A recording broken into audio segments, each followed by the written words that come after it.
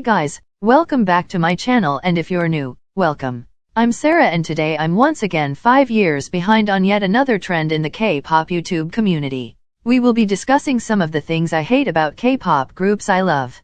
All of the ones we are going to be discussing, I either stan or I'm soon going to stan, so I'm very familiar with them. Remember that these things are to start a healthy conversation about things that could be changed for the better.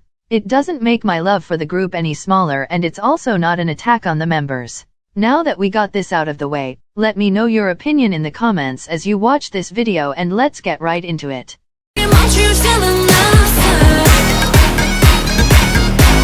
LOONA is the only group in this video that will have two things mentioned instead of just one. I think both of those things are extremely important to address, and I simply couldn't decide which one to pick. Therefore we are discussing both. First is the loss of uniqueness. I mean this in more than one aspect. The first one is obviously their music and discography. LOONA debuted with a very unique sound that made them stand out from the majority of the groups at the time. It's what drew many people in the first place. They weren't doing the typical girl crush thing that everybody else was chasing, neither were they into all these dark themes ending badass. They had powerful, yet girly-like vibe to them, with a lot of focus on each member's individual qualities. Despite me getting into them after So What era, this is exactly where everything began to switch. They went into the basic girl crush route, which instantly gathered them more success. Why Not and Paint the Town are following in those footsteps. I'm not saying that's necessarily bad, because I think they own this concept. But because of it they no longer stand out. Even their LOONA Universe storyline is completely gone. I just wish they could bring back what they used to do every now and then. Maybe mix it up with Girl Crush. I don't know, man, just give me some of that story back, because I wanna kill my non-existent brain cells. The second thing I wanted to discuss is the mismanagement of members. Now, let's be clear and honest here. The company treats most members fine in terms of lines and screen time. They have some favorites, such as Heejin and Eves, but for the most part the girls get enough to shine and stand out.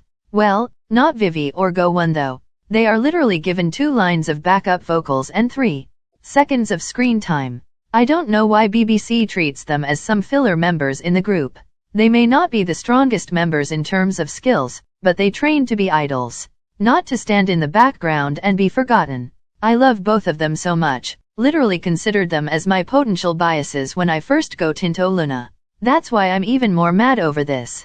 At this point I don't think this situation will ever change. Especially not for Vivi, who has been treated even worse in my opinion.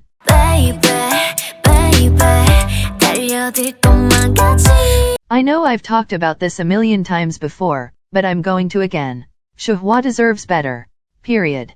Way too many people ride on this stupid narrative that she asks for little lines or asks not to be in the spotlight so much. Then why the fuck would she audition for an idol in the first place? It's literally the whole point of the job. You have to be in the spotlight all the time. It just doesn't work like that. Xiaohua is mismanaged highly by Cube, and it's getting more and more ridiculous. Yes, since Lion era she's been getting at least 1 verse per song, which is a huge improvement. Not enough though to say she's treated equally to other members. I get that the company wants to highlight Minnie's unique vocal color, Sujin's sexy charisma, and Yuki's deep vocals, but come on. We can give everybody at least some time to shine. I'm not saying she should get like half of the song. Not at all. But she should get enough to the point where I can actually remember her part and she doesn't simply fade away. Their latest comeback was horrible in terms of this once again, so it's just giving me less and less hope.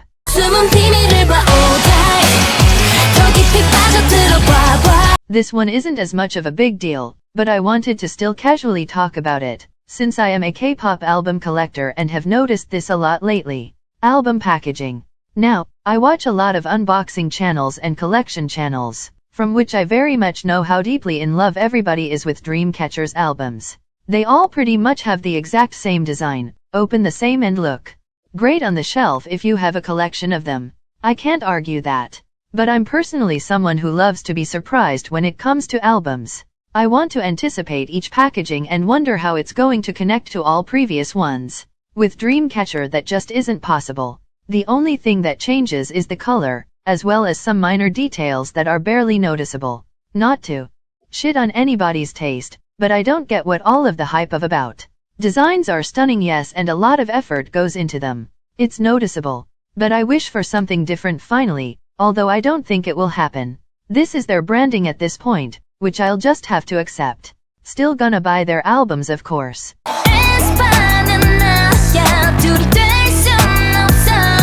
I've always mentioned this one before in another video. I stan aespa, and that's also because of their music, of course. Mostly it's because of their personalities though, and the chemistry they have as a group, as well as the performances they put on. It's pretty clear to me that SM wants to focus on the storyline, which is fine. Many groups do that and I generally like it. But with aespa it's just taken too far. Why the fuck do I need a whole dictionary on their universe to understand the lyrics to next level? It's ridiculous and shouldn't be a thing. Yes, incorporate a story, go off with it. I'll eat it all up. But don't take it into the lyrics. I'm an aespa stan and I didn't understand shit. Now imagine how someone who doesn't know them at all would take this. Not too well, right? It's just creating this sense of exclusivity of people who know the story, being able to experience their songs to the fullest. Meanwhile everyone else is left to dust behind. I think SM should focus on the visual aspect of their comebacks and put storylines in there, while making the lyrics still enjoyable for everyone. Not with stupid characters and places and code names shoved in there. I didn't know whether I was trying to solve some very complex puzzle or I was trying to read some damn lyrics, man. Once again, nothing against stories and releases, but what's too much is too much. It's getting worse and I'm scared to see what's yet to come.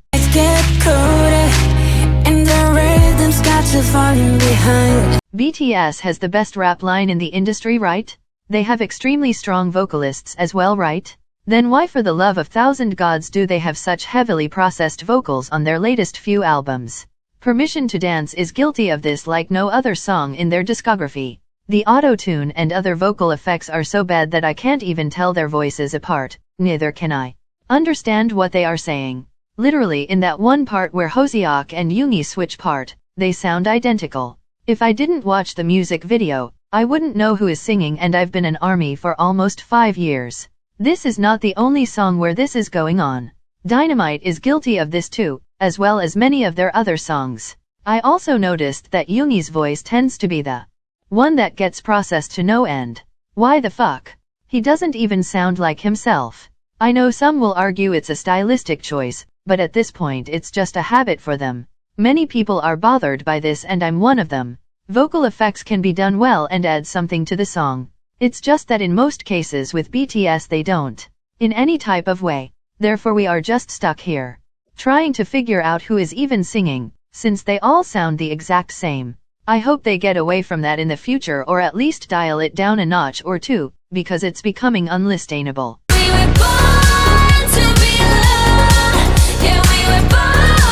Let's talk about BLACKPINK's biggest problem. Individuality. Now, I don't mean this in a sense that all members should look the same and not have their own personalities or something similar to that. Not at all. Obviously every member has her own unique features and personality traits that make them individual. But the whole marketing of YG focuses too damn much on them as individuals and not enough on who they are as a group. Who they are as all four together. Hence why we are getting solo projects, when the groups lacks rich discographies, filled with enough songs. This is exactly why BLACKPINK has by far the most annoying solo stans. Every member is so different, which should be something amazing, but instead brings issues because of the marketing. Each person is supposed to relate to one member the most. Whether it's personality vice, style vice, or overall aesthetic vice. I can see how that's great and fun, but I wish we could see more of them as four and not each separate member on her own journey to God knows what. This is getting parts since the CEO changed, but not by a lot. I do have hope though. I genuinely do, because I love them and wish only the best for them. This is all I have for today's video, and if you enjoyed it, please consider subscribing and turning on all notifications by clicking the little bell icon. That way you will never miss another video from me again. All my social media links are in the description as well, so come chat and get updates on future videos, as well as my personal life. I'll see you again soon, and until then, bye bye, love you all so much.